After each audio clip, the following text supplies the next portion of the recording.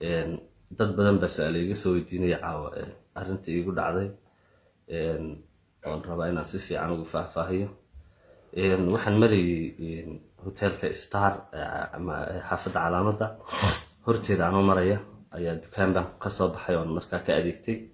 dukaankii markaan saa uga soo baxay waxa ila kulantay qabtan oo ciidan yaacaya ayaa walaal maxaa dhacay baan ku yiri jira adigu muran yar kadib waxay ii sheegeen ma jiraan warqad ama dacwad ku socota oo warqad ay sidaan oo ay ugu soo dacweeyeen saycidi ama dibaan sameeyay ii sheegeen already adigu gacan baa la igu bilaabay ilaa dhowr iyo 10 askari ayaa gacan i qaaday nabarrada ii geystay. ma goobtii bay kugu dileen marka ay ka heleen mise saldhig baa loo geeyay? goobtu waa wadada dhexdeeda la igu garaacaya gaari baa la saaray ilaa intaan gaariga sii saarnaa nabarrada igu dhacay.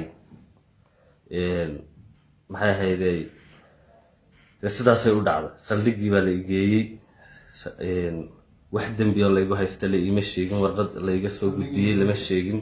saldhig waa kee loo geeyay? saldhiga qurac dheer baa la geeyay oo bima laga qoray markii saldhiga loo geeyay xataa la iga qoray ma jiro waxaasan kugu haysanaa layma oran dibadun baa la ii soo saaro la ii soo tuuray. haddana saldhiga gudihiisa jirdid miyaa lagugu geystay?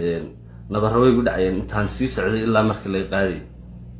wax hadal ma istiraadeen nimankii meesha haystay nimankii kelmad bay igu yiraahdeen aad aan uga sii xumaaday runtii. waxay igu yiraahdeen waan ku garanaynaa waliba heesahaagana aad baan uga jecel iyo fankaaga.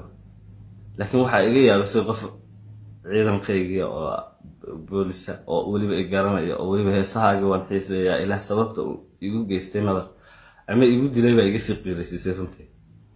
su'aal la iska noqon doono waxaan ka codsanaya anigoo qoray markaa iskama fikirayo waxaa jira 100,000 kun oo qof oo nabarrada aniga igu dhacaa habeen walba ay ku dhacaan iyagoo kiis iyo dambi geysan. waxaan ka codsanayaa ciidanka booliska insha Allah mar dambe inaan qof aan dambi geysan aanu nabar ku dhicin.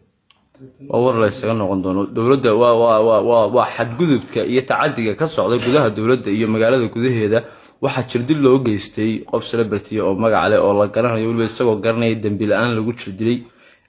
waad u jeedaan ninkan nabarrada ku yaala wajigiisa jirkiisa inta kale nabarrada ku yaala ka badan dhowr iyo 10 askari saldhiga qurac dheer ka tirsan ee magaalada Hargeysa.